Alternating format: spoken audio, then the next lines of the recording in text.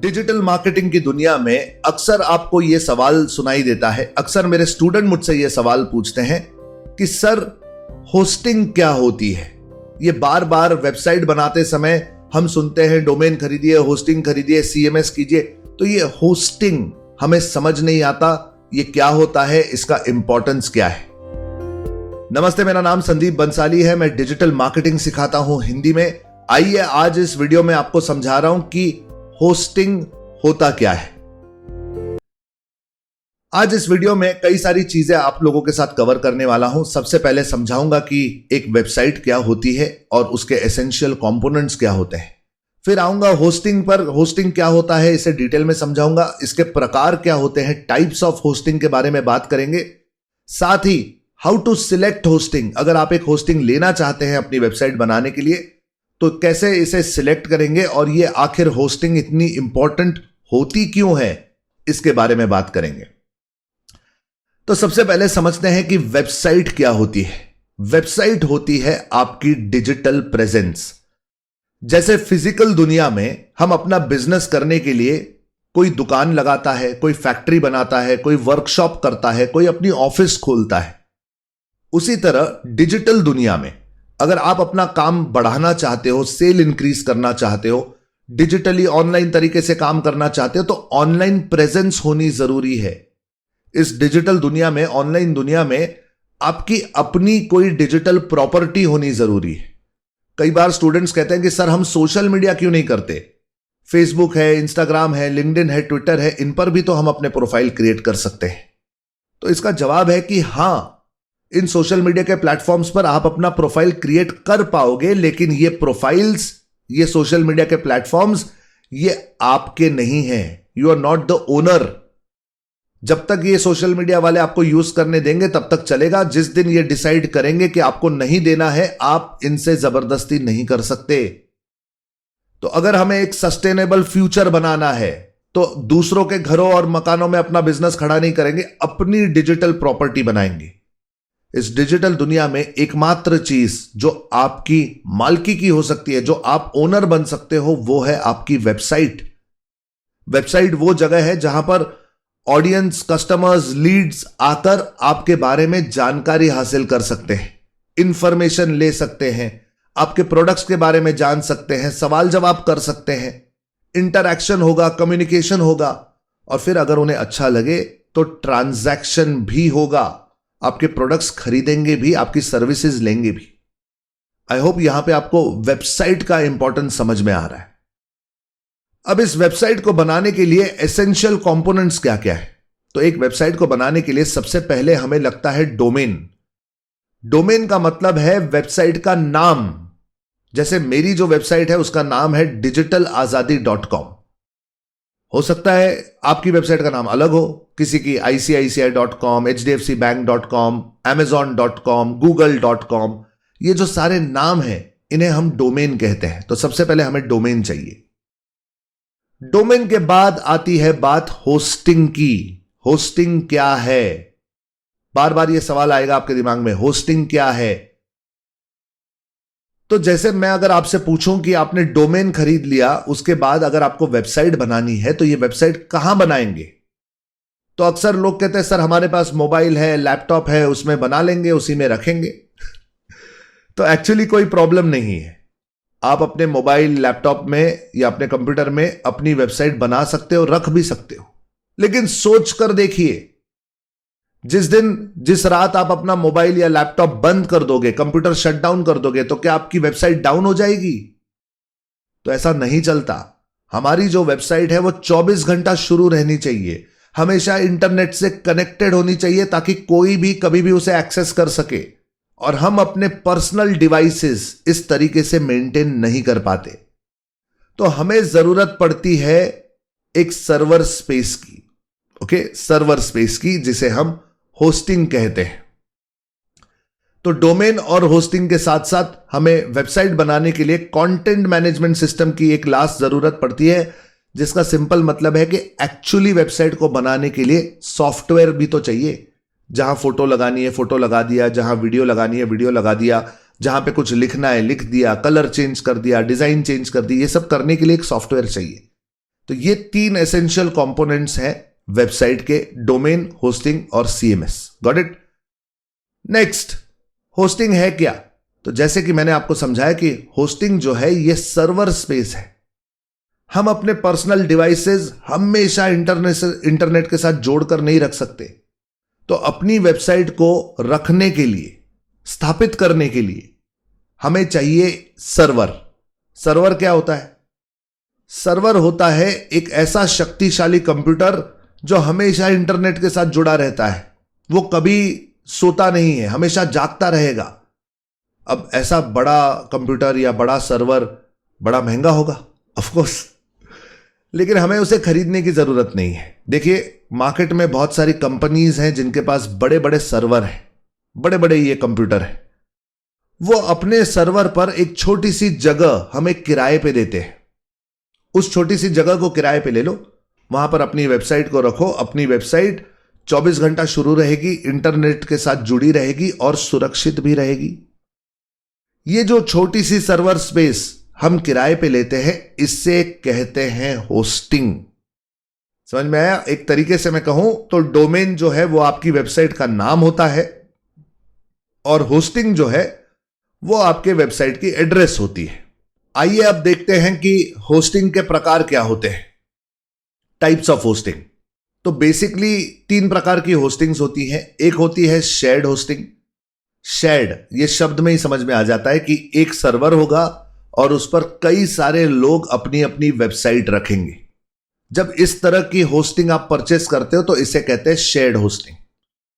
लेकिन कुछ बड़ी वेबसाइट्स होती हैं, बड़ी कंपनीज होती हैं जिन्हें बहुत सारी जगह लगती है अपना डेटा रखने के लिए, तो वो अपना सर्वर जो है वो किसी के साथ शेयर नहीं करते, इंडिविजुअल सर्वर बनाते हैं। उसे कहते हैं डेडिकेटेड सर्वर या डेडिकेटेड होस्टिंग। और एक्चुअली ये होस्टिंग्स जो है अब क्लाउड टेक्नोलॉजी पर उपलब्ध है, तो उसे क्लाउड होस्टिंग भी कहते हैं। अगर आप डिजिटल मार्केटिंग अभी अभी सीखना शुरू कर रहे हैं तो इसके अंदर बहुत डेप्थ में जाना इस समय जरूरी नहीं है।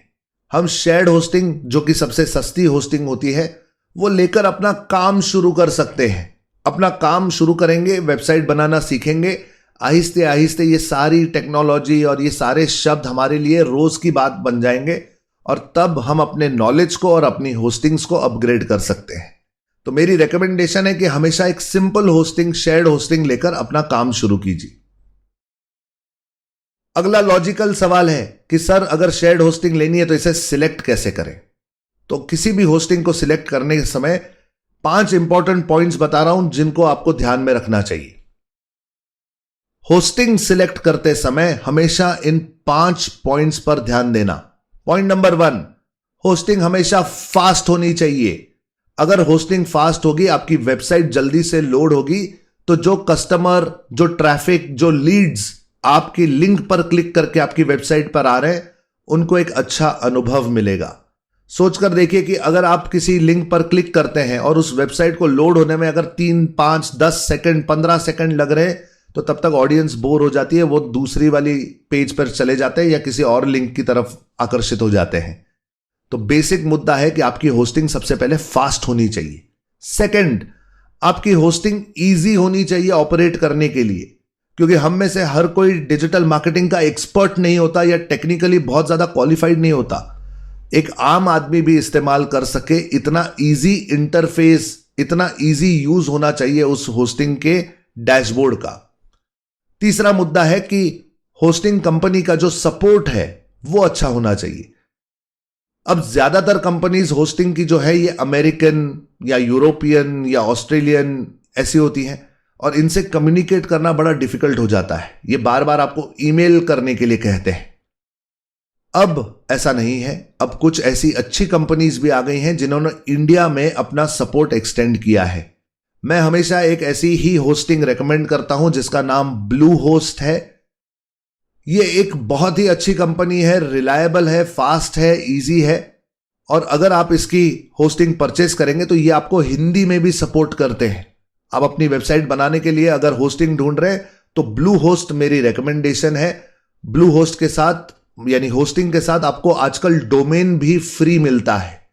अगर इसके बारे में ज्यादा जानना चाहते हैं तो डिस्क्रिप्शन में लिंक दे दूंगा, वहां पर जाकर आप क्लिक करके देखिए, आपको सारे डिटेल्स मिल जाएंगे।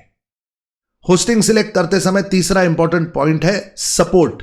उस कंपनी का सपोर्ट अच्छा होना चाहिए, उन्हें आपकी बातें समझ में आनी चाहिए, हो सके तो हिंदी में सपोर्ट होना चाहिए ताकि आप अपना काम आसानी से कर सकें। चौथा मुद्दा है अपग्रेडेबल। जब हम शुरू करते हैं तब हम हमेशा बेसिक पैकेज लेकर काम शुरू करेंगे, लेकिन जैसे जैसे हमारा काम बढ़ेगा, मानकर चलिए आप एक नहीं दूसरी वेबसाइट बनाना चाहते हैं, 2-4 वेबसाइट बनाना चाहते हैं, अपने क्लाइंट्स कस्टमर्स के लिए वेबसाइट बनाना चाहते हैं या डेडिकेटेड होस्टिंग लेना चाहते हैं, तो उस कंपनी ने आपको अपग्रेड करने का ऑप्शन देना जरूरी है, क्योंकि ये सालाना पैसे लेते हैं। मानकर चलिए आपने अभी अभी होस्टिंग खरीद ली, एक वेबसाइट वाली वेबसाइट बनाई, 2-3 महीने हो गए, अब आपको लगता है आपको दूसरी या तीसरी वेबसाइट भी बनानी है और आपको अपने होस्टिंग को अपग्रेड करना है। तो कई सारी कंपनीज आपको कहेंगी कि आप एक नई होस्टिंग दोबारा परचेज कीजिए और फिर उसके पैसे अलग से दीजिए। लेकिन ब्लू होस्ट एक ऐसी कंपनी है जो आपको कहेगी कि आप भले ही अपग्रेड कीजिए, जो 3 महीने आपने इस्तेमाल किया है वो पैसे हम काट देंगे, बाकी 9 महीने के बचे हुए पैसे जो है वो हम आपको एडजस्ट कर देंगे नए वाले प्लान में। तो it has to be easy. जो होस्टिंग आप खरीद रहे हो उन्होंने अलाउ करना चाहिए आपको अपने प्लान को अपग्रेड करने के लिए। 5वां और सबसे जरूरी है रिलायबल, क्योंकि हम अपनी वेबसाइट जब किसी सर्वर पर रखते हैं तो हमारा सारा डेटा, हमारे सारे कस्टमर्स के डेटा, उनके क्रेडिट कार्ड के डिटेल्स और बहुत सारी चीजें हमारी वेबसाइट में कैप्चर हो जाती है। तो जो कंपनी हमारी इस डेटा को हैंडल कर रही है 100% वो रिलायबल कंपनी होनी जरूरी है। मार्केट में बहुत सारे छोटे छोटे प्लेयर्स भी हैं जो 500 रुपए में, 1000 रुपए में, 1500 रुपए में आपको होस्टिंग देते हैं, लेकिन इसका कोई भरोसा नहीं है कि आपका डेटा वहां पर 100% सुरक्षित रहेगा ही। Be careful. जब हम लोगों का डेटा इस्तेमाल करते हैं या हैंडल करते हैं तो उस डेटा की सिक्योरिटी हमारी जिम्मेदारी बन जाती है। इसीलिए कहता हूं कि होस्टिंग सिलेक्ट करते समय रिलायबिलिटी कंपनी की चेक करना भूलिएगा मत। ये 5 इंपॉर्टेंट पॉइंट्स हैं जो आपको याद रखने चाहिए होस्टिंग सिलेक्ट करते समय। और फाइनली, होस्टिंग इतनी इंपॉर्टेंट क्यों है? कॉमन सेंस है। होस्टिंग इंपॉर्टेंट है क्योंकि इस पर आपके वेबसाइट की स्पीड निर्भर है। अगर वेबसाइट की स्पीड अच्छी होगी तो आपके कस्टमर का एक्सपीरियंस अच्छा होगा, चांसेस बढ़ जाते हैं कि आपका कस्टमर आपके साथ इंटरैक्शन करेगा, ट्रांजैक्शन करेगा और आप अच्छे पैसे कमाओगे। होस्टिंग इंपॉर्टेंट है क्योंकि डेटा सिक्योरिटी एक बहुत इंपॉर्टेंट फीचर बनते जा रहा है दिन प्रतिदिन। आप देखोगे कि सिर्फ कंपनी ही नहीं, आजकल हैकर्स भी बड़ा तंग करते हैं। कई बार आप सुनोगे आज गूगल हैक हो गया, आज ये कंपनी हैक हो गई, आज वो कंपनी हैक हो गई। तो आज हैकिंग एक इतना मैसी चीज हो गया है कि एक नॉर्मल व्यक्ति के लिए अपने कस्टमर्स का डेटा संभालना बहुत क्रिटिकल होता जा रहा है। तो एक अच्छी होस्टिंग की सॉल्यूशन होगी तो आपकी डेटा की सिक्योरिटी रहेगी। और तीसरी चीज है कि कभी डाउन टाइम नहीं होना चाहिए, क्योंकि हम सभी लोग डिजिटल मार्केटिंग में उतर रहे हैं। हम डिजिटल मार्केटर्स हैं और हमारा काम, हमारा बिजनेस, हमारी सर्विसेज अब ऑनलाइन है, डिजिटल है। तो हमारी जो डिजिटल दुकान है, डिजिटल ऑफिस है, हमारी वेबसाइट है, वो कभी डाउन नहीं होनी चाहिए। 24/7 365 डेज इन अ ईयर हमारी वेबसाइट चलती रहनी चाहिए, फास्ट होनी चाहिए, ताकि किसी भी समय, किसी भी कस्टमर को, किसी भी ट्रैफिक को, लीड को अगर हमें एक्सेस करना हो तो we should always be available. उम्मीद करता हूं कि इस वीडियो में आपको होस्टिंग के बारे में बहुत कुछ सीखने मिला, समझने मिला, कई सारे कॉन्सेप्ट्स आपके क्लियर हो गए। अगर आप इसी तरह आसानी से डिजिटल मार्केटिंग सीखना चाहते हैं आसान हिंदी भाषा में, तो नीचे डिस्क्रिप्शन में मैंने एक लिंक दी हुई है। ये लिंक मेरे एक फ्री वेबिनार के लिए है। यूजुअली मैं वेबिनार के लिए 1000 रुपए लेता हूं, लेकिन आप लोगों को फ्री में दे रहा हूं मेरा वेबिनार। ये 90 मिनट का वेबिनार है, हिंदी में होगा। इस वेबिनार में मैं आपको समझाऊंगा डिजिटल मार्केटिंग क्या होता है, इसके फायदे क्या होते हैं, कैसे डिजिटल मार्केटिंग सीखकर आप अपनी जिंदगी को अपग्रेड कर सकते हैं। मेरे वेबिनार में आइए, you will not regret this. आज तक कई लाख लोगों ने इस वेबिनार का फायदा लिया है, आप चूकिएगा मत।